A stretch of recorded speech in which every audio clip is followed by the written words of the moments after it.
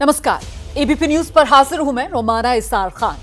ये कहना गलत नहीं होगा कि इस वक्त पूरी दुनिया के रास्ते दिल्ली की तरफ आ रहे हैं। दुनिया की आबादी में जिन देशों की हिस्सेदारी 66% से ज्यादा है, क्षेत्रफल के मामले में जो देश 60% से ज्यादा के मालिक हैं, अंतर्राष्ट्रीय व्यापार में जिन देशों की हिस्सेदारी 75% के करीब है और दुनिया भर में जिन देशों की जीडीपी का आंकड़ा 85% के आसपास बनता है, वो सभी देश या तो दिल्ली पहुंच चुके हैं या फिर दिल्ली के रास्ते में हैं। कल से दिल्ली में G20 शिखर सम्मेलन का मंच सज जाएगा। इस सम्मेलन की पहली मेजबानी अमेरिका ने की थी। आज इस सम्मेलन की अगुवाई भारत कर रहा है, दुनिया को अपनी हैसियत दिखा रहा है। इस बड़े कार्यक्रम के लिए दिल्ली सजकर तैयार है। अलग अलग देशों के मुखिया या देश के प्रतिनिधि सम्मेलन में शिरकत करने के लिए भारत पहुंच रहे हैं। ब्रिटेन के प्रधानमंत्री ऋषि सुनक से लेकर साउथ अफ्रीका के राष्ट्रपति सिरिल रामाफोसा तक, इटली के प्रधानमंत्री जॉर्जिया मेलोनी से लेकर सऊदी अरब के क्राउन प्रिंस मोहम्मद बिन सलमान तक और बांग्लादेश की प्रधानमंत्री शेख हसीना से लेकर जापान के पीएम फुमियो किशिदा तक हर कोई दिल्ली में इस वक्त मौजूद है। लेकिन सबको अब उस तस्वीर का इंतजार है जब अमेरिका के राष्ट्रपति जो बाइडेन पहली बार दिल्ली की जमीन पर कदम रखेंगे। वक्त शाम 6:55 का है जब बाइडेन दिल्ली पहुंचेंगे। जो बाइडेन भले ही पहली बार दिल्ली आ रहे हों, लेकिन प्रधानमंत्री नरेंद्र मोदी से उनकी कई मुलाकातें हो चुकी हैं। मतलब 2021 से अगर देखा जाए तो ये माना जा रहा है कि करीब दर्जन भर बार आमने सामने या फिर वर्चुअली मुलाकात कर चुके हैं दोनों नेता। और आखिरी बार पीएम मोदी और जो बाइडेन की मुलाकात इसी साल जून के महीने में हुई थी, जब पीएम मोदी बतौर अमेरिका में स्टेट गेस्ट के तौर पर इनवाइट किए गए थे। दोनों के बीच किस तरीके की केमिस्ट्री है, ये पहले भी कई बार कई मंचों पर सामने आ चुकी है। तो G20 शिखर सम्मेलन की अध्यक्षता के अलावा भारत कई अन्य मोर्चों पर दुनिया के अलग अलग देशों को साधने की कोशिश करेगा। पीएम मोदी 15 से ज्यादा देशों के जो प्रमुख हैं उनके साथ द्विपक्षीय वार्ता करेंगे। आज ही पीएम मोदी की अमेरिका, बांग्लादेश, मॉरिशस के साथ ये द्विपक्षीय बैठकें। इसके अलावा कल यानी 9 सितंबर को जापान, जर्मनी, इटली के साथ बैठक होनी है और फिर 10 सितंबर की तारीख फ्रांस के राष्ट्रपति के साथ पीएम मोदी एक वर्किंग लंच मीटिंग करेंगे। पीएम मोदी कुल 15 द्विपक्षीय बैठकें इस दौरान करेंगे और इन बैठकों में सबसे खास अमेरिकी राष्ट्रपति जो बाइडेन के साथ होने वाली मुलाकात, होने वाली द्विपक्षीय वार्ता, जो आज ही शाम 7:35 पर निर्धारित है। इस बैठक में भारत अमेरिका के वैश्विक और रणनीतिक साझेदारी को और मजबूत बनाने पर जोर दिए जाने की संभावना है। माना जा रहा है कि दोनों नेता व्यापार और रक्षा जैसे अहम क्षेत्रों में जारी द्विपक्षीय सहयोग की समीक्षा करेंगे और इसके साथ ही दुनिया के ये दोनों बड़े नेता इस बात पर भी चर्चा कर सकते हैं कि दोनों देश विश्व की कुछ गंभीर चुनौतियों से निपटने में किस तरह सहयोग के साथ योगदान दे सकते हैं। पहले भी अमेरिका के कई राष्ट्रपति भारत आए, अलग अलग मुद्दों पर बात हुई, लेकिन मौजूदा हालात में अमेरिकी राष्ट्रपति जो बाइडेन का भारत आना कई वजहों से बेहद खास हो जाता है। भारत G20 शिखर सम्मेलन की मेजबानी ऐसे वक्त में कर रहा है जब दुनिया के कई बड़े देश हिंदुस्तान की तरफ उम्मीद से देख रहे हैं। ऐसे में अब सवाल है, आज जब बाइडेन दिल्ली आएंगे तो फिर वॉशिंगटन से क्या उम्मीदें लेकर आएंगे। तमाम मेहमानों से इस मुद्दे पर हम चर्चा करेंगे। आपका परिचय मेहमानों से कराऊंगी, लेकिन उससे पहले जरा देख लीजिए दिल्ली की वो तस्वीरें जो नए भारत का नया संकल्प दिखा रही हैं।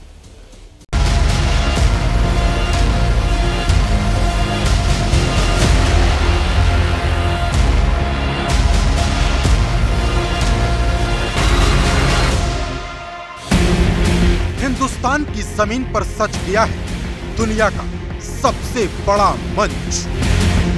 29 देश और 14 इंटरनेशनल ऑर्गेनाइजेशन हैं जिनके फ्लैग यहाँ लगाए गए हैं और ये दिखाने की कोशिश की गई है, बताने की कोशिश की गई है कि पूरी दुनिया एक परिवार है। 20 देशों के मेहमान तस्वीरें खुद बताएंगे मेरा भारत क्यों है महान। दुनिया के जो तमाम देश हैं और खासतौर पे महाद्वीप, उन्हें फूलों से उकेरा गया है। यानी संदेश ये कि पूरी दुनिया एक बगीचा है। 140 करोड़ का देश, नए भारत, नया संदेश। आतंकवाद से दो देशों के युद्ध तक दिल्ली से निकलेगा सुलह का फॉर्मूला। डिप्लोमेसी की ड्राइविंग सीट से दुनिया को रास्ता दिखाएगी दिल्ली। सुनक और किशदा आ गए, बाइडेन ट्रूडो का इंतजार है। कुछ देर में बाइडेन दिल्ली आएंगे, वॉशिंगटन से क्या लाएंगे? चर्चा करेंगे हम। परिचय आपका कराती हूँ खास मेहमानों से। हमारे साथ पूर्व राजनयिक एसडी मुनि सर स्टूडियो में मेरे साथ मौजूद हैं। साथ ही आप देख सकते हैं हमारे साथ जितेंद्र कुमार ओझा, जियोपॉलिटिकल एक्सपर्ट जुड़ रहे हैं इस चर्चा में। एसोसिएट फेलो हैं IDSA institute of defence studies and analysis की स्वाति राव, वो इस चर्चा में हमारे साथ शिरकत कर रही हैं। और साथ ही खास मेहमान retired major general Ashwini Srivastava, defence expert, वो भी हमारे साथ इस चर्चा में शामिल हो रहे हैं। बहुत स्वागत आप सभी का। मुनि सर, सबसे पहला सवाल मेरा आपसे ही है। ये G20 का मंच है, ये नया ग्लोबल ऑर्डर है, और ऐसे में भारत और अमेरिका, पीएम मोदी और जो बाइडेन की मुलाकात है। मुलाकात के मायने और मुलाकात से मैसेज क्या है? देखिए, सबसे पहली बात ये समझनी चाहिए कि बाइडेन भारत के पुराने दोस्त हैं, और वो इस वक्त ऐसे समय में भारत आ रहे हैं जब भारत को बहुत बड़ी भूमिका विश्व के ढांचे को बदलने में, उसकी नई परिभाषा करने में दिखाई देती है। और वो शायद इस तरफ भारत को मदद करने के लिए, भारत के साथ खड़े होने की एक मैसेज सब दुनिया को देंगे, ख़ासतौर से एशिया को ज़रूर देंगे। तो एक तो विश्व मंच की बात होगी, दूसरी बायलैटरल भी, दोनों के द्विपक्षीय संबंधों की भी बात बहुत आगे बढ़ानी है। ख़ास तौर से जैसा आपने कहा, रक्षा और तकनीकी क्षेत्र में व्यापार की बात अभी हो रही है, उसका कोई दिशा अभी पूरी तरह से स्पष्ट नहीं है। लेकिन रक्षा और टेक्नोलॉजी जो सबसे अहम मुद्दे हैं किसी भी देश की शक्ति को बनाने के लिए, उनमें दोनों में बातचीत होगी, और संभवतः कुछ एग्रीमेंट्स, मेमोरेंडम ऑफ अंडरस्टैंडिंग्स भी उसमें आए। ख़ास तौर से जो फाइटर जेट की इंजन की टेक्नोलॉजी देने की बात है, जिसको कांग्रेस ने अब अप्रूव कर दिया है, जिसका वेट कर रहे थे। तो बहुत सारे ऐसे मुद्दे हैं जो सामने द्विपक्षीय क्षेत्र में आएंगे। और विश्व के पटल पर भी आज विश्व टूटा हुआ है, बिखरा हुआ है। उनको वापस बनाने के, वापस उसको संयोजित करने में भारत और अमेरिका क्या करेंगे, ये बात भी दिखाई देगी। महत्वपूर्ण बात आप कह रहे हैं। मुझे लगता है जल्दी से हमें अश्विनी श्रीवास्तव जी के पास चलना चाहिए। जनरल श्रीवास्तव, सवाल ये कि जब बाइडेन और पीएम मोदी की मुलाकात हो रही होगी, तो फिर अगर बैकग्राउंड देखा जाए तो ऐसा वक्त होगा मंच G20 का, और G20 समिट में पहली बार जब चीन के राष्ट्रपति शिरकत नहीं कर रहे होंगे। व्लादिमीर पुतिन भी शिरकत नहीं कर रहे हैं, लेकिन कम से कम उन्होंने प्रधानमंत्री मोदी को बाकायदा फोन करके इस बारे में जानकारी दी। पर चीन ने जिस तरीके से यहां पर कन्नी काटी है, उसको देखते हुए अब ये मुलाकात दोनों देशों के बीच और महत्वपूर्ण। बिल्कुल रुमाना, इसमें कोई शक नहीं। और जिस प्रकार से कुछ एक हमारे डिफेंस पैक्ट साइन हुए थे, उनको अभी हमने आगे लेके जाना है। जैसे बताया था, मनीष साहब भी बोल रहे थे, जो हमारे जेट इंजन हैं G414, जिसको एक प्रकार जनरल इलेक्ट्रिकल अमेरिका का और भारत के HAL के बीच में जॉइंट प्रोडक्शन, और वो भी भारत में होगी, उस पर एक प्रकार से जल्दी कार्रवाई हो, ये भी बातचीत होगी। और इससे हमारे जो तेजस मार्क 1 अल्फा एयरक्राफ्ट हैं उसके अंदर लगेंगे, और वो बहुत ही काबिल तारीफ है, क्योंकि हमें जरूरत है MiG-29 ये जिस प्रकार से फेज आउट हो रहे हैं, हमें तेजस मार्क 1 अल्फा चाहिए।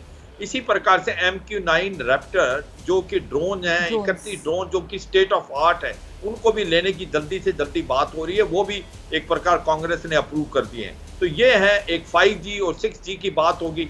और दूसरा जो आपने बोला चीन के बारे में, देखो चीन जो है एक प्रकार से उसको भारत की जो उन्नति और भारत का जो ये कद ऊपर होता जा रहा है, G20 की जिस प्रकार से हमने मीटिंग की है 9 महीने के अंदर, 220 मीटिंग 60 जगहों में, 28 स्टेट और 8 यूनियन टेरिटरी, ये काबिल तारीफ है। इसमें कहीं ना कहीं चीन को लगता है कि भारत को बहुत श्रेय मिल रहा है और वो भारत के कद को नीचा करना चाहता है, इसलिए जानबूझ के वो नहीं आया। वो नहीं चाहता कि साउथ एशिया में उसको कोई चैलेंज करे।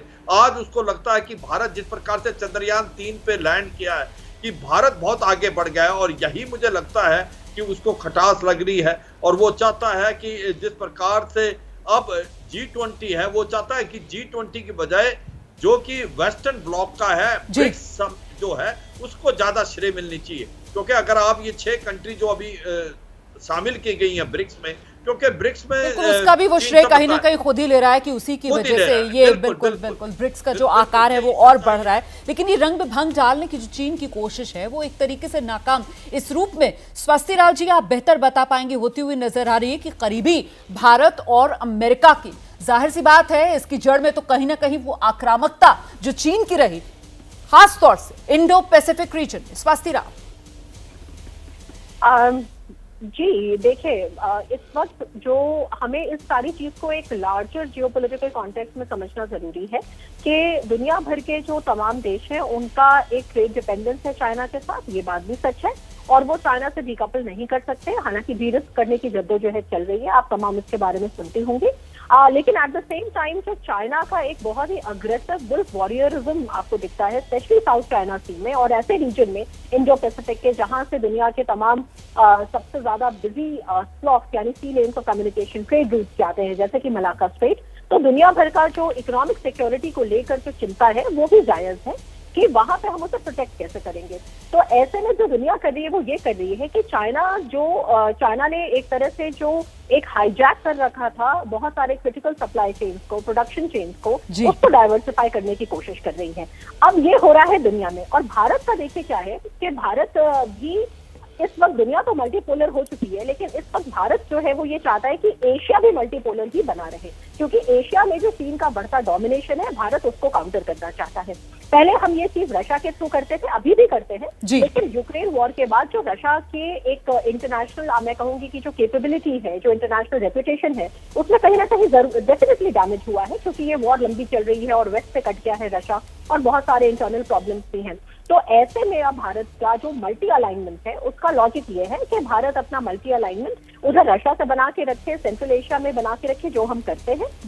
स्वाति जी, आपने वो जिस बात का जिक्र किया यहाँ पर, वर्ल्ड सप्लाई चेन्स जिसका आपने जिक्र किया, तो उसमें जितेंद्र कुमार ओझा जी, ये वर्ल्ड सप्लाई चेन्स जो हैं इसमें नए रास्ते खोलने में भारत महत्वपूर्ण। बिल्कुल, भारत बहुत महत्वपूर्ण कदम उठा सकता है। आप देखें कि जो भी कटिंग एज टेक्नोलॉजीज़ हैं वो बड़े रेयर अर्थ एलिमेंट्स कहते हैं, REEs कहते हैं, उस पर डिपेंड करती है, और आज की तारीख में चीन ने ऑलमोस्ट 80% इसको मोनोपोलाइज कर लिया है। अफ्रीका की जो हम बात करते हैं, बहुत साल दुनिया ने इसको इग्नोर किया, लेकिन इस शताब्दी की शुरुआत से ही चीन जो है अफ्रीका में जाता है, सेंट्रल एशिया में जाता है, कई एक एरियाज़ में जाता है, और आप देखें तो एक तरीके से मोनोपोलिस्टिक एक्सेस जो है उसने बना रखी है। इवन जो F-35 एयरक्राफ्ट बनता है तो उसमें कहते हैं कि 920 पाउंड जो REE का सप्लीमेंट है वो चाइना से आता है। तो कई जगह इस तरीके से सप्लाई चेन पे ब्लॉक करके, और चाइना ने क्या काम किया कि ये ओवर डिपेंडेंस दुनिया की होगी। देखिए, जब ग्लोबलाइजेशन आया तो लोग उम्मीद कर रहे थे कि इंटरडिपेंडेंस होगी, और जब इंटरडिपेंडेंस होगी तो लोग एक दूसरे से सीखेंगे, एक दूसरे को कंट्रीब्यूट करेंगे, कोलैबोरेट करेंगे। लेकिन इसमें एक और बात आती है कि चाइना की जो इंटरनल पॉलिटिकल सिस्टम है, उस पॉलिटिकल सिस्टम में एक तरीके से बड़ी हायरार्किकल सिस्टम है।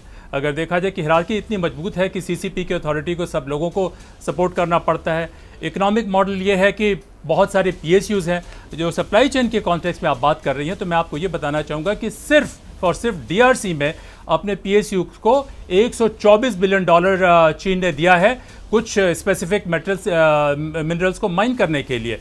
और इस तरीके से जो भी क्रिटिकल मिनरल्स हैं, जिसमें चाहे वो सेमीकंडक्टर हो या जो कटिंग एज टेक्नोलॉजीज हो, सारे जगह चाइना ने एक तरीके से ऐसी मोनोपोली कर ली है कि पूरी इनोवेशन दुनिया की चाइना के ऊपर डिपेंड होगी, और ये सिचुएशन सभी के लिए खतरनाक है given the kind of political system China has. Absolutely sir, जो बात आप कह रहे हैं मुनी सर, आपने सही कहा कि साहब बाइडेन साहब से दोस्ती का रिश्ता जो है वो हमारा बहुत पुराना है, वो न्यूक्लियर डील के समय पर जाता है। लेकिन यहाँ अब जिस तरीके से चीन की आक्रामकता, जिस तरीके से रूस यूक्रेन युद्ध, उसके बाद चीन रूस की एक तरीके की गोलबंदी, तो ये चिंताएं भी अब जैसे जैसे समय गुजर रहा है, जिस तरीके से वैश्विक ऑर्डर जो है वो बदल रहा है, वो भारत और अमेरिका की साझी, इसी वजह से ये साझेदारी और बढ़ती हुई और मजबूत होती हुई। सर वो ज़रूरी भी है। देखिए, अभी हाल ही में चीन ने एक नया नक्शा जारी किया है और उस नए नक्शे में भी एशिया के बहुत सारे देश ऐसे हैं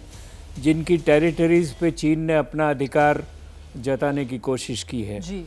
तो इस तरह से इसके साफ स्पष्ट निर्देश हैं कि चीन एशिया के ढांचे को कम से कम बदलना चाह रहा है और वो बदलने की जो कोशिश है वो न भारत के लिए अच्छा है न अमेरिका के लिए अच्छा है। और इसीलिए दोनों में, देखिए, अमेरिका ने पहले सही बात कहें तो भारत की डेमोक्रेसी की कभी परवाह की नहीं और न कभी भारत का जो उभरता हुआ मार्केट है, व्यापार है, व्यापार का केंद्र बन सकता है, बाज़ार बन सकता है, उसकी भी बहुत पहले परवाह नहीं की उन्होंने। लेकिन जब चीन से उनको चुनौती मिली और वो 2001 से बहुत स्पष्ट होने लगी, तब उनको लगा कि भारत के बिना एशिया को संतुलित नहीं किया जा सकता है। और यही वजह है कि भारत की तरफ अमेरिका का अधिक से अधिक रुझान हुआ है। 2000 के बाद में कोई ऐसा राष्ट्रपति नहीं है अमेरिका का जो भारत नहीं आया। ओबामा तो 2 बार आए, लेकिन हर बार ये जो कंसंट्रेशन है हिंदुस्तान के ऊपर, भारत के ऊपर, उसकी सबसे बड़ी वजह ये है कि अमेरिका परेशान है चीन को लेकर। उसमें बाज़ार का मुद्दा भी है, उसमें भारतीय जो अमेरिका में रहते हैं वो मुद्दा भी बड़ा है, लेकिन चीन की समस्या एशिया के लिए बड़ी है और ये कोशिश हो रही है कि दूसरे सभी देश मिलकर, आसियान हो, अमेरिका हो, भारत हो, जापान हो, कोरिया हो, ऑस्ट्रेलिया हो, वो सभी मिलकर इस संतुलन को बनाए रखें और किसी तरह से यहाँ के देशों को कोई नुकसान नहीं हो। बिल्कुल सर, जिस बात का आप जिक्र कर रहे हैं ना, ये बड़ा गंभीर मुद्दा है, इसी पर आगे चर्चा बढ़ाएंगे। लेकिन उससे पहले एक छोटा सा लाइटर सा सवाल है सबके लिए। हालांकि वो प्रोटोकॉल में तो लिखा हुआ है कि जब जो बाइडेन साहब पहुंचेंगे तो फिर जनरल वीके सिंह पहुंचेंगे वो उनकी अगवानी के लिए, लेकिन क्या लग रहा है कि प्रधानमंत्री नरेंद्र मोदी पहुंच सकते हैं अपने दोस्त को रिसीव करने के लिए? मुनीर सर, आप ही का रिएक्शन पहले लगता है आपको? पहले ऐसा हुआ है क्योंकि चाहे ओबामा साहब आए हो, ट्रंप साहब आए हो, प्रधानमंत्री नरेंद्र मोदी दोनों को रिसीव करने के लिए पहुंचे। रूल आउट नहीं किया जा सकता है, मैं यही कहूंगा। लेकिन जो टाइम टेबल है प्रधानमंत्री मोदी का, वो काफ़ी टाइट है। अभी उससे पहले उनको बांग्लादेश के प्रधानमंत्री से मिलना है, मॉरिशस के प्रधानमंत्री शाम में मुलाकात, तो इसीलिए बिल्कुल कुछ कहा नहीं जा सकता। बिल्कुल। ओझा जी, आपको क्या लग रहा है? हालांकि जो स्केड्यूल है वो बहुत टाइट है, लेकिन बावजूद इसके क्या आपको लगता है कि ऐसा कुछ हो सकता है, तस्वीरें देखने के लिए मिल सकती हैं? अगर होता तो बड़ा रेयर और एक्सेप्शन होगा, लेकिन मैं प्रोफेसर साहब से एग्री करता हूं कि ऐसे टाइट शेड्यूल में प्रधानमंत्री को स्ट्रेच नहीं करना चाहिए अपने आप को। जनरल से बात, क्योंकि बहुत व्यस्तताएं हैं आने वाले 2 दिनों में। हाँ, देखो, उनको अपनी एनर्जी कंजर्व और भी बात है, ये बायलैटरल इशू नहीं है, ये मल्टीलैटरल है। यहाँ पर कम से कम 18-20 कंट्रीज और भी आ रही हैं और 9 के करीब स्पेशल इम्यूनिटी है। एक हेड ऑफ स्टेट को डायरेक्ट मिलना और बाकियों को नहीं होना, शायद कहीं न कहीं मुझे लगता नहीं it will be a good sign of diplomacy. और जिस प्रकार से उनके पास टाइम भी बड़ा कम है, मुझे लगता है कि बेस्ट यही है, जिस प्रकार से प्रोटोकॉल के अनुसार दूसरों को रिसीव किया जा रहा है, हेड ऑफ स्टेट को वैसे रिसीव करें। और आज बायलैटरल तो होनी है प्राइम मिनिस्टर के घर पे, मेरे को लगता है वो बेटर रहेगा क्योंकि मल्टीलेटरल फोरम है और शाम में मुलाकात भी होनी है अमेरिकी राष्ट्रपति जो बाइडेन से। स्वास्थ्य राव जी, आप भी पूरी तरीके से रूल आउट करेंगे कि नहीं, ऐसा नहीं होगा, प्रधानमंत्री हैरान नहीं करेंगे कि अचानक से एयरपोर्ट पर दोस्त जो बाइडेन को रिसीव करने के लिए पीएम पहुंचे? स्वास्थ्य राव, देखिए, ऐसा रुमाना कि बाकी सब लोग आपको यही बात कह रहे हैं, मैं भी इसी बात को रिटरेट करूंगी कि इस तरह के जो मीटिंग्स होती हैं और हाई प्रोटोकॉल से ये सब बातें पहले ही तय हो जाती हैं और अगले पार्टी तक इस बात को पहले ही कम्युनिकेट कर दिया जाता है कि वो कब आएंगे, कब उनको लेने के लिए कितने लोग पहुंचेंगे और एटसेट्रा। तो इन बातों में कोई मेरे ख्याल से पॉलिटिक्स का कोई ऐसा सीन नहीं है। रही और बात की सरप्राइज एलिमेंट अगर हमें देखने को मिले और वो वाली बात, तो मैं भी इस बात को अग्री करूंगी कि जब बायलैटरल ऑलरेडी होने वाला है तो इसका कोई बहुत मुझे इसकी रेलेवेंस नहीं नजर आती, क्योंकि एक जो बाइडेन ही नहीं बल्कि दुनिया के इतने सारे नेता आ रहे हैं और आप देख रहे हैं कि वो अपने प्रोटोकॉल के हिसाब से जो ऑलरेडी कम्युनिकेटेड है उस हिसाब से उनको लिया जा रहा है। तो लेकिन ये सवाल जो था वो बहुत लोगों के मन में था और इसी वजह से मैंने इसको यहाँ पर आवाज दी और आप लोगों से आपका नजरिया लिया, क्योंकि प्रधानमंत्री नरेंद्र मोदी जाने जाते हैं चौंकाने वाले, हैरान करने वाले अपने फैसलों के लिए। तो इसी वजह से बहुत से लोग ये उम्मीद कर रहे थे कि बहुत मुमकिन है, हो सकता है जो बाइडेन को रिसीव करने के लिए खुद प्रधानमंत्री नरेंद्र मोदी एयरपोर्ट पर नजर आ जाए। लेकिन हाँ, बिल्कुल सही बात है कि एक तो मल्टीलेटरल फोरम है और दूसरा शेड्यूल जो है वो इतना टाइट है, तो उसकी संभावना बहुत कम नजर आती है। हो सकता है कि आपका सवाल सुनकर मोदी जी इस पे गौर करें। लेकिन यहाँ तो मामला 1:3 वाला हो गया ना, आपने तो फिर भी संभावना जताई, बाकी 3 ने तो सीधे से खारिज कर दिया था। नहीं, मैंने भी कहा टाइम टेबल बहुत टाइट है, आसान नहीं है। ठीक है जनरल सिवाच, मैं आपके पास आ रही हूँ, लेकिन ये जो नया ग्लोबल ऑर्डर है जिसमें अमेरिका बार बार इस बात को दोहराता है कि भारत और अमेरिका साथी हैं, साझीदार हैं, पार्टनर्स हैं, ऐसे में अब ये रिश्ता यहाँ से आगे किस रूप में? हाँ बिल्कुल, वरना इसमें कोई शक नहीं। देखो, ये दोनों तरफ से फायदा है। अगर आप देखें कि भारत के लिए सबसे बड़ी चुनौती आज है चीन। जिस प्रकार से हमारे रिलेशनशिप है चीन के साथ, लाइन ऑफ एक्चुअल कंट्रोल पे हमारी कम से कम 3+ डिवीजन बैठी हुई हैं ईस्टर्न लद्दाख में, और लद्दाख से लेकर अरुणाचल प्रदेश तक कई जगह eyeball to eyeball आजकल डिप्लॉयमेंट है। तो अगर हमने चीन का मुकाबला करना है और अमेरिका को भी चीन का मुकाबला इंडो पैसिफिक में करना है, तो ये एक प्रकार से बहुत नेचुरल है कि हम दोनों इकट्ठे आए। और ये एक सच्चाई है कि 2000 के बाद भारत और अमेरिका के रिलेशन एक प्रकार से अप स्विंग गए हैं, इरिस्पेक्टिव ऑफ रिपब्लिकन और डेमोक्रेट्स कमिंग टू पावर। और उसकी वजह यह है कि हमने 4 फाउंडेशन एग्रीमेंट साइन किए।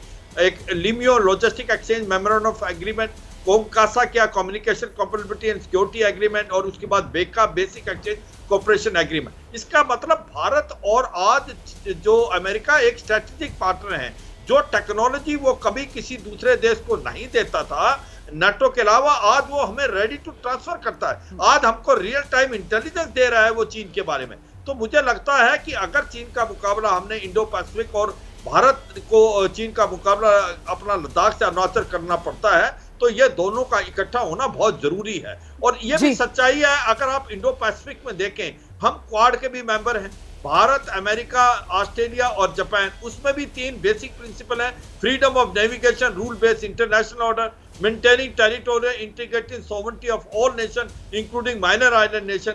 मगर चीन ने एक नया मैप इशू कर दिया, वहां पर भी वो अपनी दादागिरी कर रहा है। तो ये सच्चाई है, चीन एक बहुत बड़ी थ्रेट है, वर्ल्ड की ज्यादा से ज्यादा कंट्रियों को घबराहट है।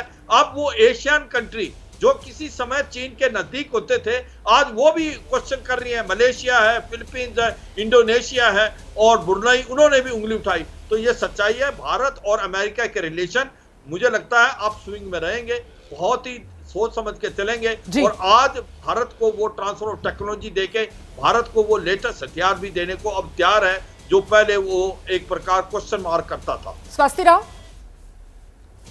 हाँ जी बिल्कुल, और जैसे मैं कहती हूँ कि जो मल्टी अलाइनमेंट है भारत का वो बना रहेगा, लेकिन जो हिंदुस्तान का मल्टी अलाइनमेंट है, it is not an equal distribution. तो डेफिनेटली ये प्रायोरिटी जो है हमें समझ में आती है, क्योंकि जैसा कि अभी जनरल साहब भी आपको समझा रहे थे कि अनप्रेसिडेंटेड बढ़ोतरी हुई है अमेरिका के साथ हमारे रिश्तों में। ऑफ कोर्स उसमें एक और पॉइंट है जो मेंशन करने की जरूरत है, वो है जो क्रिटिकल एंड इमर्जिंग टेक्नोलॉजी, जो आईसेट जो अग्रीमेंट हुआ है, वो भी बहुत इंपॉर्टेंट है। और इस बात को भी ध्यान में रखना जरूरी है कि देखिए, उसी के साथ जो वेस्टर्न जो लिबरल ऑर्डर का या जो वेस्टर्न ऑर्डर का दूसरा मैं कहूँगी पोल है यूरोपियन यूनियन, उसने भी हमको अपने जो क्रिटिकल एंड इमर्जिंग टेक्नोलॉजी के जो क्लब में पहली बार ऐसा हुआ है कि न्योता देने का सोचा है। तो हमें दिख रहा है किस तरह से कि इंडो पैसिफिक के रेल में वेस्ट को भी ये धीरे धीरे रियलाइजेशन और ज्यादा हो रहा है कि an empowered India is in their long term interest. तो इसीलिए आप इस तरह की चीजें देखते हैं कि जो ट्रांसफर ऑफ टेक्नोलॉजी पहले नहीं, जिस पे तमाम सवाल उठाए जाते थे, वो सारी चीजें जो है अब आपको ऐसे मुहैया कराई जा रही हैं। तो ये डेफिनेटली इससे एक नेशनल इंटरेस्ट है जो इसको गाइड कर रहा है। इसमें कोई दोस्ती या ऐसा कोई अल्ट्रुइज्म नहीं है, क्योंकि हम लोग लगातार बात कर रहे हैं कि इंडो पैसिफिक का जो ऑर्डर है उसको रूल बेस बना के कैसे रखना है, और ये सभी के हित में है। तो ये इस वक्त सशक्त भारत जो है वो पूरी दुनिया के हित में नजर आ रहा है, और इसी वजह से भारत जो है वो दुनिया भर में विश्व गुरु की अपनी एक पहचान बनाता हुआ नजर आ रहा है। यहाँ पर ओझा साहब, जिस बात का जिक्र हो रहा है कि साहब अमेरिका के साथ हमारे रिश्ते ये और मजबूत जिस तरीके से होते हुए नजर आए पिछले कुछ सालों में, और इसको बैलेंस हमने जो किया है कि रूस के साथ भी हमारी जो करीबी है वो लगातार बनी रही। रूस यूक्रेन युद्ध, ये वेस्टर्न कंट्रीज, पश्चिमी ब्लॉक, जिन्होंने रूस को अलग थलग करने की कोशिश की, लेकिन भारत ने अपने हितों को सबसे ऊपर रखा। यही वो नया भारत है जिसको पता है कि उसके हित कहां हैं और उसी के साथ उसको आगे बढ़ना है। देखिए, पहले जो अमेरिका का रोल था कि वो पेट्रन के रूप में आते थे, अब अमेरिका में भी बहुत सारे सेक्शन में ये रियलाइजेशन है कि वो पेट्रन नहीं, पार्टनरशिप के रूप में उनको आने की ज़रूरत है। जो बात प्रोफेसर साहब ने कही, मैं इसको थोड़ा सा आगे ले जाना चाहूँगा कि 2001 में दो बातें होती हैं। एक तो 9/11 का अटैक होता है और उसके बाद चाइना की रिसर्जेंस होती है। आप देखें कि 90s तक भी चाइना ये कर रहा था, लेकिन कोई मिलिट्री थ्रेट नहीं था। लेकिन 2000 के आते आते पता चलने लगा कि बहुत सारी कटिंग एज टेक्नोलॉजीज़ में चाइना इन्वेस्ट कर रहा है और एक नए तरीके से जाने की कोशिश कर रहा है। तो देखिए, अमेरिका में हमेशा हम लोग मानते हैं, हमारे जैसे लोगों का मानना है कि कभी भी कोहेरेंट पॉलिसी नहीं रही है, चार लोग बात करते रहे हैं। लेकिन जब भारत की बात आती है तो एक कोहेरेंस है, पॉलिटिकल चेंज होने के बाद भी कोहेरेंस है। जो चार सेगमेंट जिनकी मैं बात करता हूँ, एक है तो नेशनल सिक्योरिटी इस्टेब्लिशमेंट, वो बहुत ही क्लियर है कि भारत उनका स्ट्रेटेजिक पार्टनर है और रहेगा। ये 2000 की शुरुआत से होती है, जिस तरीके से सिविल न्यूक्लियर डील होता है। अब देखिए, कंसिस्टेंसी है उसमें। हाँ, कॉर्पोरेट सेक्टर का कुछ अपना एजेंडा होता है, तो उस वजह से देखिए ट्रेड पे कुछ डिफरेंसेस आते हैं। ये ह्यूमन राइट्स ग्रुप्स जो होते हैं, ये जो लॉबीज़ होती हैं, वो जो है भारत के खिलाफ सब कुछ होने के बावजूद रही हैं। आज भी देखें कि न्यूयॉर्क टाइम्स से भारत के खिलाफ बहुत ख़राब रिपोर्ट आई है। तो ये तबका है जो रहेगा। चौथा ग्रुप जो होता है पॉलिटिकल पार्टीज़ का, तो आप देखें कि कंजर्वेटिव हो या रिपब्लिकन्स हो या डेमोक्रेट्स हो, इन दोनों में सारे थोड़ा बहुत होने के बावजूद कंसिस्टेंसी है। तो तीन जो मेजर सेगमेंट है अमेरिका के, उसमें बहुत क्लैरिटी है भारत के साथ पार्टनरशिप के लिए। दूसरे ग्रुप्स हैं। एक और मैं बात कहूँगा कि जो स्ट्रेटेजिक कम्युनिटी के कुछ लोगों से मेरी कुछ साल पहले बात होती थी, तो उनका कहना था कि भारत को पूरा स्पेस मिलना चाहिए कि रशिया के साथ वो अपना अलग रिलेशनशिप बनाए और हो सके तो रशिया को डेमोक्रेसी की तरफ पुश करे। तो आप देखिए कि इस तमाम चीज़ों में, जिस इक्वेशन पे जहां हम खड़े हैं, दुनिया बदल रही है और बदलते हुए दुनिया में मैं बिल्कुल सभी से इत्तेफाक रखता हूं कि कभी भी जियोपॉलिटिक्स में कोई इमोशन नहीं होता है, कोई ऑल्ट्रिज्म नहीं होता है। एक चीज़ होती है कि बड़ी साफ साफ इंटरेस्ट कहाँ कन्वर्ज कर रहे हैं। तो कन्वर्जेंस ऑफ इंटरेस्ट भारत और अमेरिका के आज की तारीख में शायद सबसे अधिक है। जी बिल्कुल, दोनों के हित जो हैं वो जुड़ते हुए नजर आ रहे हैं और इसी वजह से ये साझेदारी दोनों देशों के बीच जो मजबूत होती हुई नजर आ रही है। एसडी मुनी साहब, ऐसे में एक सवाल ये भी कि वीजा को लेकर एक ऐसा मुद्दा जिसमें खासा बैकलॉग है, खासतौर से वो कोविड के दौरान से, उसको लेकर भी आपको लगता है किस तरीके की सहमति बन सकती है? नहीं, वीज़ा को लेके जी देखिए, जब बाइडेन आए थे तो जो वीज़ा रेस्ट्रिक्शंस ट्रंप के वक्त में लगे थे, उनको कुछ हल किया गया है, उनको आसान बनाया गया है। और लगातार ये समझ में आ रहा है अमेरिकनों को कि भारतीयों का अमेरिका में रहने से अमेरिकनों का भी फ़ायदा है और बहुत बड़ा फ़ायदा है, ख़ास तौर से टेक्नोलॉजी के क्षेत्र में, इंफॉर्मेशन टेक्नोलॉजी के क्षेत्र में। और जो बड़ी बड़ी संस्थाएं हैं वहाँ की, चाहे वो बिज़नेस की हो चाहे टेक्नोलॉजी की हो, उसमें भारतीय प्रमुख रूप से उभर कर आए हैं सामने। तो ये कोई नई बात नहीं है अमेरिका के लिए, और इसीलिए वो अमेरिका फ़र्स्ट की बात जो ट्रंप ने शुरू की थी, उसमें अमेरिका को फर्स्ट लाने के लिए भी भारतीयों की आवश्यकता है। हाँ। ऐसा मैं मानता हूँ। हाँ। इसीलिए ये वीज़ा रेस्ट्रिक्शंस को हल किया जाएगा, किया जा रहा है जी। ये कोशिश की जा रही है। अब कहाँ तक होता है ये, क्या पूरे सेटिस्फैक्शन के लिए हमारे लिए होता है, ये देखना है, लेकिन उसकी ट्रेंड जो है वो पॉजिटिव है। स्वास्थ्य राव जी, आपका टेक? देखिए, कुछ बातें हैं मैं जरूर कहना चाहूंगी। अभी जो ओझा सर कह रहे थे कि हमें इस बात पे ध्यान रखना चाहिए कि जो हमारी स्ट्रेटेजिक रिलेशनशिप है, तो वो बेसिकली उसके रेलेवेंट एक्टर्स कौन है। जैसे कि उन्होंने न्यूयॉर्क टाइम्स की एक रिपोर्ट का जिक्र किया। अभी मैं फिर बताऊंगी कि अभी भी हमारे ऑपोजिशन के लीडर यूरोपियन पार्लियामेंट पहुंचे हुए हैं, उनसे कुछ 10 लोगों से मीटिंग कर रहे हैं और उसको ऐसे शो कर रहे हैं कि इंडिया में क्या प्रॉब्लम है, और वहाँ के जो ह्यूमन राइट्स लॉबीज हैं उनसे रीच आउट कर रहे हैं। लेकिन वो मैटर इसलिए नहीं करता क्योंकि जो यूरोपियन यूनियन के डिसीजन मेकर्स हैं, चाहे वो उर्सुला वॉन डर लायन हो, ईयू कमीशन की चीफ हो, चाहे काउंसिल ऑफ द ईयू के जो चीफ हो चार्ल्स मिशेल वो, या चाहे फ्रांस के राष्ट्रपति हो, जर्मनी के रिप्रेजेंटेटिव हो, इटली के राष्ट्रपति हो, हर कोई यहाँ पर आके और मोदी से बायलैटरल मीटिंग कर रहे हैं और भारत के साथ अपना एक स्ट्रेटेजिक कन्वर्जेंस देखते हैं। तो आई थिंक जब हम स्ट्रेटेजिक पार्टनरशिप को समझने की कोशिश हम करते हैं, तो हमें ये रेलेवेंस जो है ना, उसका एक बहुत ध्यान रखना चाहिए कि रेलेवेंट एक्टर्स कौन है। और ये जितने भी एक्टर्स की यहाँ पे बात हो रही है, चाहे वो यूएस हो, चाहे वो बाकी G7 के मेंबर्स हो, चाहे वो जापान हो, उसमें एक तरीके का आपको हर जगह बायपार्टिसन कंसेंसस दिखेगा as far as developing and deepening ties with India is concerned. और उसके पीछे नेशनल इंटरेस्ट है साथ साथ। बाकी जो छोटे मोटे जिसको कहते हैं नॉइज है, आफ्टर ऑल उसकी भी एक अपनी ब्यूटी है, वो भी बनी रहे तो अच्छा है, उससे दिल लगा रहता है बातचीत करने का, लेकिन इट डज नॉट मैटर। तो इस बात का हमें ध्यान रखना चाहिए। ठीक है, जनरल सिवाच, आपसे समझना चाहती हूँ कि आज जब मुलाकात होगी, द्विपक्षीय वार्ता होगी प्रधानमंत्री मोदी और जो बाइडेन में, तो आज भी रूस यूक्रेन वाला मुद्दा, इस पर बात करेंगे दोनों? हाँ, बिल्कुल करेंगे। मगर देखो, सच्चाई बात है, अमेरिका को भी समझ आ रखा है कि भारत की कुछ एक पर मजबूरियां हैं। अगर रूस को देखे, ये समझना चाहिए हमारा 40 से 50% जो वेपन सिस्टम अभी भी रूस से आता था, और ये भी अमेरिका को मालूम है। जब भारत को अमेरिका की हथियार की जरूरत थी, अमेरिका ने हमको दिया नहीं, तो हम डिपेंडेंट रहे रूस पे।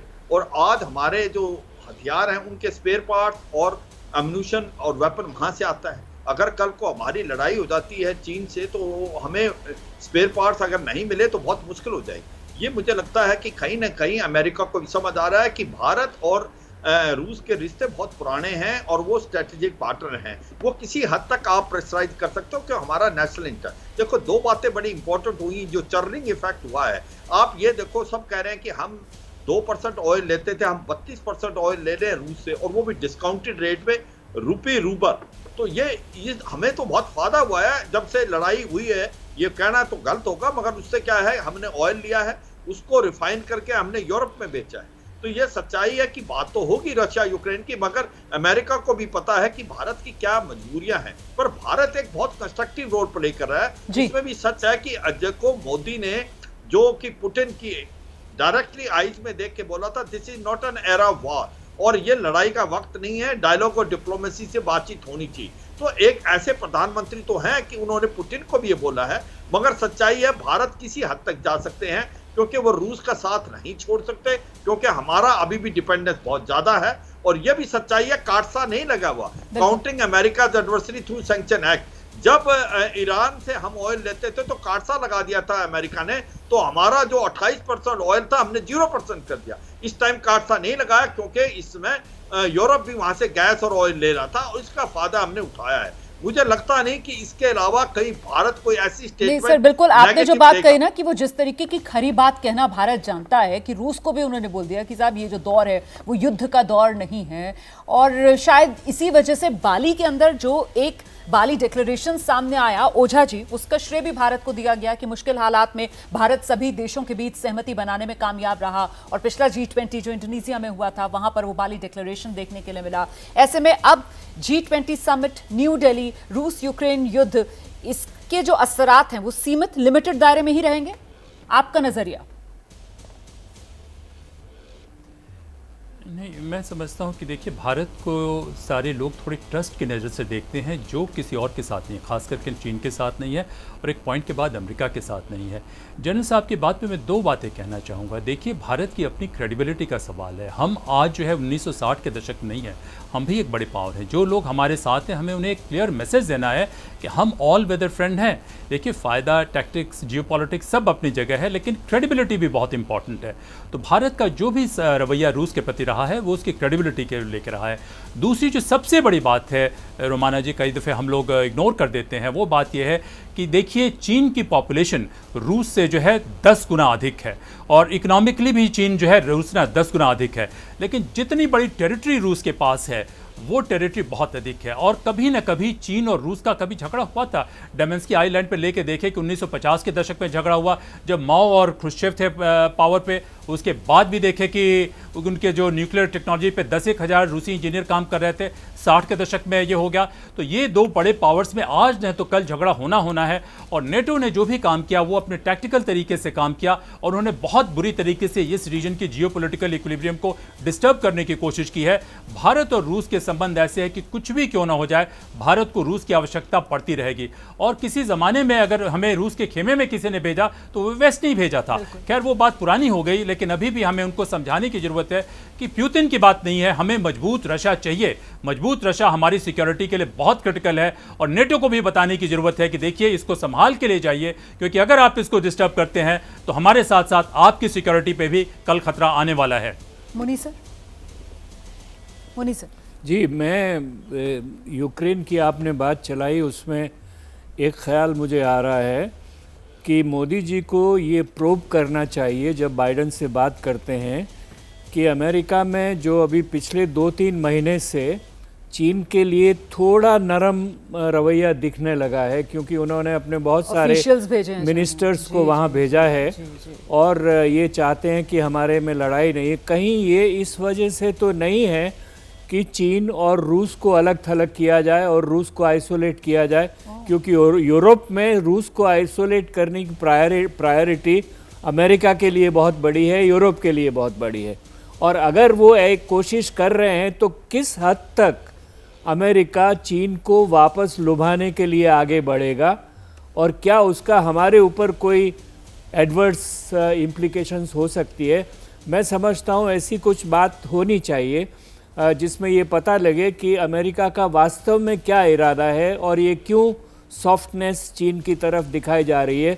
चीन ने एक भी अपना आदमी नहीं भेजा है वहाँ पर, शुरुआत अमेरिका ने की है और यही नहीं, उसके बाद में ब्रिटेन भी सॉफ्ट हो रहा है और ऑस्ट्रेलिया भी सॉफ्ट हो रहा है, चाइना के लिए, जो दोनों के दोनों अमेरिका के एलाई हैं। ओझा जी, इस पर आप कुछ कहना चाहेंगे सर, ऐड ऑन? देखिए, कई दफ़े मैं नहीं कह रहा हूँ, अमेरिका के ही स्ट्रेटेजिक कम्युनिटी के लोगों का मानना है कि कई एक अमेरिकन इस्टेब्लिशमेंट में चीन ने बहुत डीप पेनिट्रेशन बना रखी है।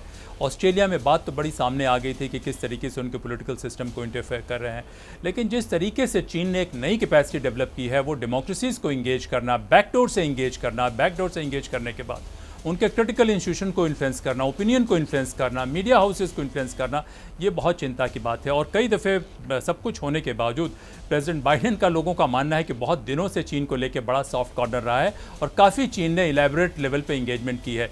तो ये अगर वो करते हैं तो ये थोड़ा सा बड़ा दुर्भाग्यपूर्ण होगा। ये सॉफ्ट कॉर्नर अमेरिका के दिल में चीन के लिए, ये चीन की कोशिशों का नतीजा है या फिर ये अमेरिका की रणनीतिक मजबूरी रूस को घेरने के लिए? आप किस रूप में देख रही हैं इसको?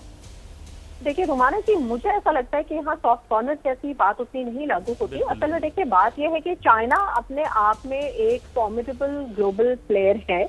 जैसे मैंने आपसे कहा कि डीकपलिंग का रेटरिक जरूर उठाया जाता है, लेकिन सच ये है कि अमेरिका और चाइना का जो ट्रेड है वो अनप्रेसिडेंटेड हाइट्स पर है। ईयू और चाइना, ईयू भले ही डी-रिस्किंग की बात करता है, लेकिन ईयू कभी भी अपने ट्रेड टाइप को कट नहीं करना चाहता। दुनिया में चाहे क्लाइमेट का मुद्दा हो, चाहे स्पेस एक्सप्लोरेशन के मुद्दे हो, चाहे इस तरह के जितने भी जो एग्जिस्टेंशियल जिसको क्राइसिस में कहा जाता है, तो बगैर चाइना के साझेदारी के हम उसमें कोई कॉमन कन्वर्जेंस निकालने में अक्षम है। तो इस बात का रियलाइजेशन जो है वो दुनिया को है।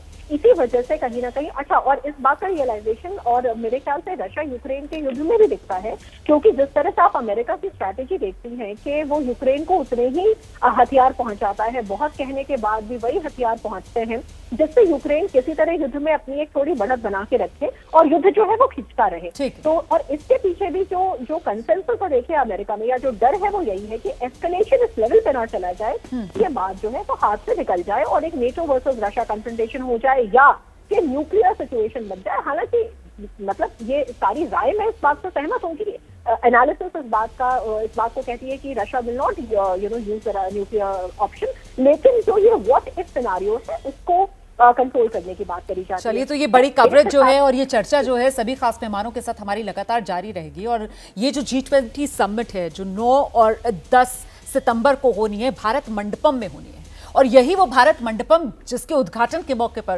प्रधानमंत्री नरेंद्र मोदी की तरफ से कहा गया था कि तीसरे टर्म में अपनी सरकार की देश की अर्थव्यवस्था को वो दुनिया के तीसरे नंबर पर पहुंचा देंगे। तो आज जब प्रधानमंत्री मोदी और जो बाइडेन की मुलाकात होगी तो ट्रेड, व्यापार को लेकर खासतौर से वो कौन से पहलू जिनको लेकर दोनों नेताओं के बीच चर्चा हो सकती है, इस पर भी आगे चर्चा करेंगे। तो भारत और अमेरिका की यारी देखेगी दुनिया सारी। महाशक्ति से मुलाकात विश्व गुरु की। बाइडेन और पीएम मोदी की आज शाम 7:35 पर मुलाकात है और इसी को लेकर यहां चर्चा कर रहे हैं हम सभी खास मेहमान हमारे साथ बने हुए। मुनी सर, ये जो मुलाकात होगी इसमें व्यापार ट्रेड को लेकर खासतौर से किन बिंदुओं पर चर्चा हो सकती है? देखिए, ट्रेड का मामला पहले से बहुत उलझा हुआ है और उसकी एक वजह अमेरिका की ये शिकायत है कि भारत में ड्यूटीज़ बहुत हावी है। आपको याद होगा कि ट्रंप ने मोटरसाइकिल का मामला उठाया था और कहा कि कुछ नहीं हो रहा है। तब हमने करीब 26 आइटम्स पे ड्यूटी बढ़ा दी थी। लेकिन अभी बाइडेन साहब के आने से पहले 5 या 6 आइटम्स पे हमने ड्यूटी कम कर दी है। वो एक ये इंडिकेशन है कि हम लोग बैठ के बात करें और इसका कुछ न कुछ हल निकालें। तो मुझे उम्मीद है कि ट्रेड टॉक्स आगे बढ़नी चाहिए और उसका कोई न कोई समाधान निकलना चाहिए। ओझा जी, हमारा तो सबसे बड़ा ट्रेड पार्टनर अमेरिका ही है और ऐसे में ट्रेड को लेकर किस तरीके की आपको लगता है कि दोनों नेताओं में जब मुलाकात होगी तो बात होगी?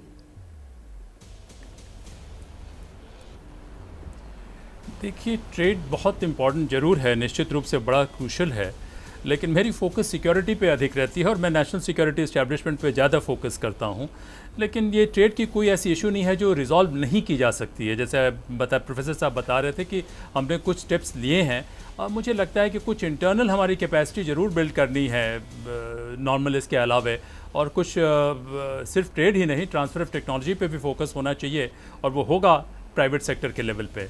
तो एक पॉइंट के बाद मुझे नहीं लगता है कि जो टोटल कॉम्प्रिहेंसिव पार्टनरशिप है उसमें ट्रेड कोई रिस्ट्रिक्शन आ सकता है और जो भी इश्यूज़ हैं हम उसको रिजॉल्व कर सकते हैं। और अमेरिका की जो एप्रीहेंशन खास करके ट्रंप इरा में रही, वो भारत के साथ नहीं रही, बहुत सारे देशों के साथ रही।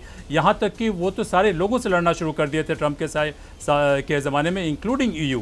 तो मुझे नहीं लगता है कि कोई ऐसी बहुत बड़े हर्डल्स आएंगे। जरूर ये इंपॉर्टेंट डिस्कशन होगा, लेकिन हमारा टोटल फ्रेमवर्क जो है नेशनल सिक्योरिटी ओरिएंटेड ही है।